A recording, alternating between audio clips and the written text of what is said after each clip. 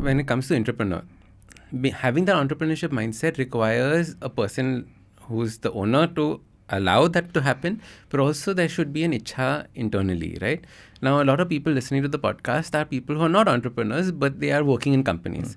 So how do you think they should create that entrepreneurship mindset even in a job? So there are two parts to this. The first part is your job should allow it. Your workplace, not your job as in job profile, the company you're working in should allow this, should encourage it, or at least not discourage you if you're the first one to, let's say you're a small, join a small company, 10 people. It may not even be the culture because the first 9 people did not have it. The founder did not set it up. So one is you need to be able to define where do you see yourself 5 years from now, career-wise, personally, professionally, but more importantly, even skill sets.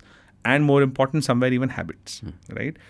You should have aspirations like, today, can I code and make a full-fledged app? No, I want to. I'm, by the way, learning. Do I need to learn? No, I'm learning. Why? Because today we run a tech team. I'm a techie myself. I used to code back in the day. I haven't done it maybe 20 years, but I used to code back in the day. I would love to kind of get back in touch. I'm improving my UI, UX skills by myself. So those are my aspirations that I want to be really good at it and do it with my own hand. We have teammates who do it. They do it better than me. But I somewhere also want to get good, right? So as a teammate, define very clearly what are the 3 skills that you should develop or your future version should have, right? So many times if I have one-on-ones with teammates, I normally ask them, hey, where do you see yourself 5 years from now? Then they may give me a designation.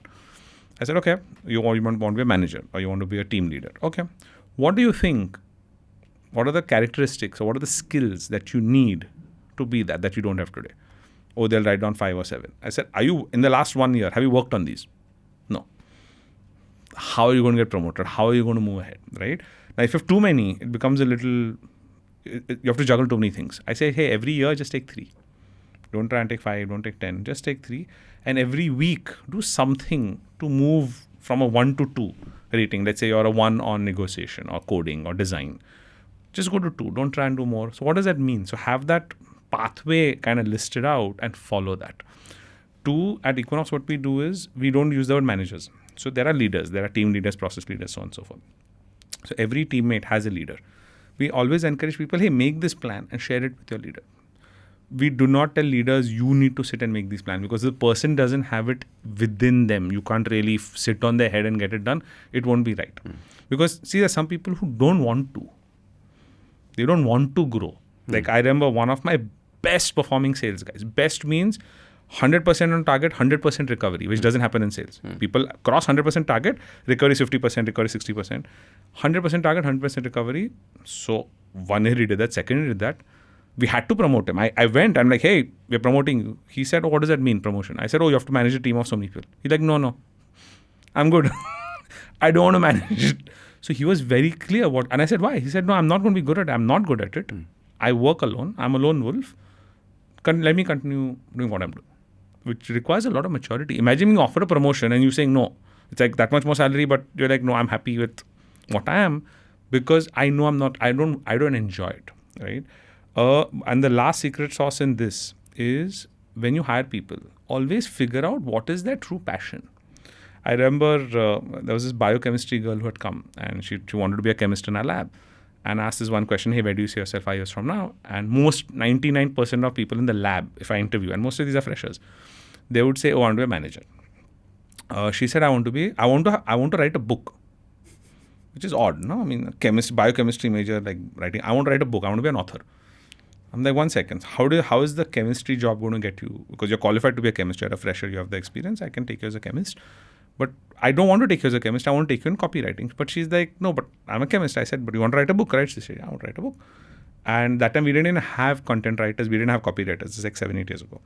So I said, are you good at it? She's like, I think I'm pretty decent. So I told her, hey, write.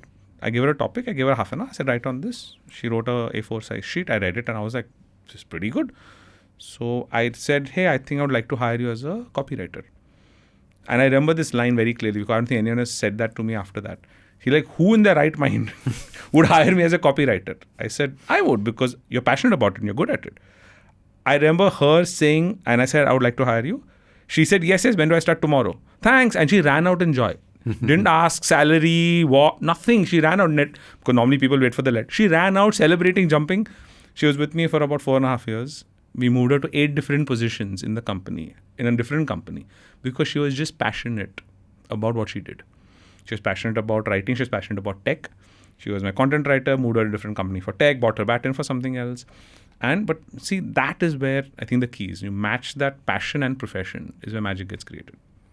So that's what you need to look at. One is upskilling, figuring out what you're passionate about and what you need to do to develop that passion internally. So it doesn't matter what company you're in, you can still start doing this internally. If you like this episode, don't forget to hit subscribe. Also give us a rating. It really helps with people discovering the podcast. If you like podcasts like this, check out other interesting podcasts on the IVM network. You can also watch all the episodes on the Habit Coach Awesome 180 YouTube channel. Follow us on social media. We are at IVM Podcasts on Twitter, Facebook, Instagram, LinkedIn, everywhere. You can also reach out to me. I am Ashdin Doc at Twitter and Instagram. You can connect with me on my website, awesome180.com. You can also check out my 2 new books, Change Your Habits, Change Your Life, and the second, The Book of Good Habits for Kids. I am Ashdin Doctor, your habit coach. IVM.